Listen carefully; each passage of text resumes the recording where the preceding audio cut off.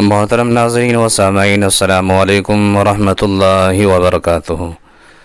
ناظرین، کشمیر سے خبر نکل کر سامنے آ رہی ہے کہ کشمیر میں جد و جہد آزادی کی علامت سمجھنے والی شخصیت سید علی گیلانی طویل علالت کے بعد اپنے خالق حقیقی سے جا ملے۔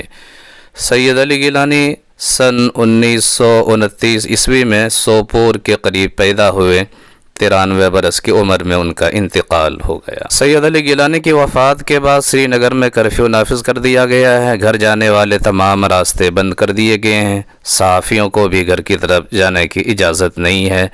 بھارتی حکومت نے صرف قریبی رشتہ داروں کو آخری رسومات کی اجازت دی ہے۔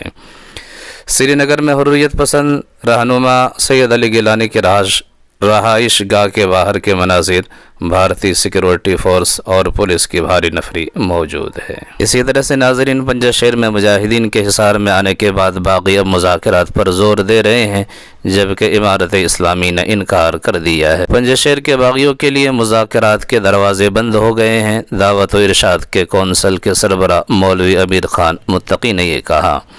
اسی طرح حکومت کا قیام کچھ دنوں تک ہو جائے گا، لیکن اس میں پرانے حکومتی عہدے داران کو کوئی عہدہ نہیں ملے گا، یہ بات انس حقانی نے کہی۔ پنجہ شیر میں مجاہدین نے بہت اہم چیک پوائنٹ کو قبضہ کر لیا ہے، جس میں 30 سے 35 باغی ہلاک ہو گئے ہیں۔